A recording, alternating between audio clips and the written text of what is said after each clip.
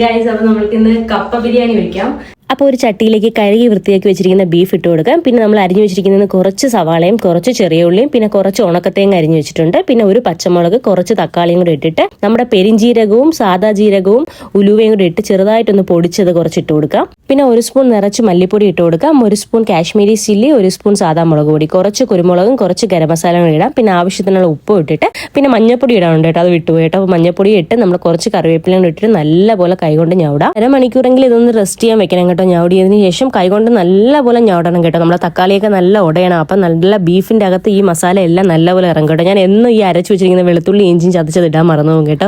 അപ്പൊ എന്തായാലും അതും കൂടെ ഇട്ട് കൊടുക്കണം. അതും കൂടെ ആദ്യമേ ഇടേണ്ടതാണ്, ഞാൻ മറന്നുപോയതുകൊണ്ട് കേട്ടോ. അപ്പൊ അതും കൂടെ ഇട്ടിട്ട് നല്ലപോലെ ഞവടി നമുക്കൊരു അരമണിക്കൂർ ഒന്ന് റെസ്റ്റ് ചെയ്യാൻ വെക്കാം. ഇനിയിപ്പോൾ നമ്മുടെ കുക്കറിലോട്ട് ഇത് ഇട്ട് കൊടുക്കാം. എന്നിട്ട് നമുക്കൊരു 5-6 വിസിൽ കേൾക്കുമ്പോൾ ഇത് നല്ലപോലെ വെന്ത് വരും കേട്ടോ. അപ്പൊ നിങ്ങളുടെ ബീഫിന്റെ അനുസരിച്ച് ഞാനിപ്പോൾ 1 കിലോ ബീഫാണ് കേട്ടോ എടുത്തിരിക്കുന്നത്.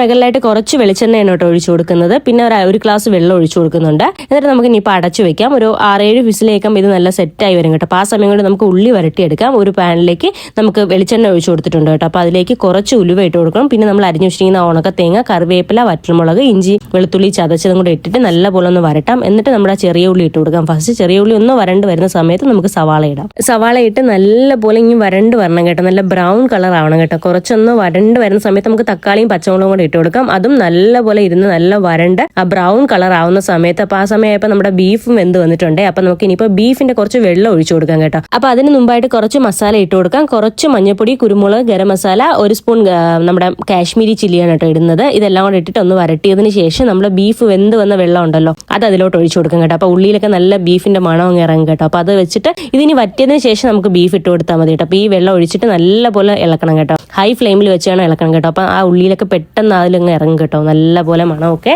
ബീഫിന്റെ വെള്ളം ഒന്ന് കുറച്ചങ്ങ് നല്ലപോലെ വറ്റി വരട്ടെ. വറ്റി വരുന്ന സമയത്ത് ഇനിയിപ്പോൾ നമുക്ക് ബാക്കിയിരിക്കുന്ന ബീഫും കൂടെ അങ്ങ് ഇട്ട് കൊടുക്കാം. ബീഫ് ഇട്ടൊന്ന് ഇളക്കിയിട്ട് നമുക്ക് മല്ലിയിലയും കറിവേപ്പിലയും ഇട്ട് കഴിഞ്ഞാൽ ബീഫ് സെറ്റ് ആയിട്ടുണ്ട് കേട്ടോ. നല്ല മണം വരുന്നുണ്ട്. അപ്പൊ ഞാൻ 6 ഫിസിലാട്ടോ കേട്ടത്. അപ്പൊ നല്ലപോലെ വെന്തിട്ടുണ്ട് കേട്ടോ ബീഫ്. അപ്പൊ കുറച്ച് ഒന്ന് ഹൈ ഫ്ലെയിമിൽ വെക്കുകയാണ് കേട്ടോ. അപ്പൊ ഒരല്പം കൂടെ ഒന്ന് വറ്റി വരട്ടെ എന്ന് വിചാരിച്ചിട്ട് ഹൈ ഫ്ലെയിമിൽ വെച്ചത്. അപ്പൊ ഇനിയിപ്പോൾ നമ്മുടെ കപ്പ ഇട്ട് കൊടുക്കാം. കപ്പ ഇട്ട് നല്ലപോലെ ഉടയ്ക്കണം കേട്ടോ. അപ്പൊ ഞാൻ മൊത്തം കപ്പ എടുക്കുന്നില്ല, നമുക്ക് ഇത്രേന്റെ ആവശ്യമുള്ളൂ കേട്ടോ. കപ്പയിൽ ഞാൻ മഞ്ഞപ്പൊടിയും ഉപ്പും മാത്രമേ ഇട്ടിട്ടുള്ളൂ കേട്ടോ. തിളച്ചപ്പോൾ മഞ്ഞപ്പൊടി ഇട്ട് ഉപ്പ് ഇട്ടിട്ടോ അടിച്ചെടുത്തത്. അപ്പൊ അത് ഇട്ട് കൊടുത്ത് നല്ലപോലെ ഒന്ന് മിക്സ് ചെയ്തിട്ട് ഒരു 10 മിനിറ്റ് ഒന്ന് അടച്ചു വെക്കാം.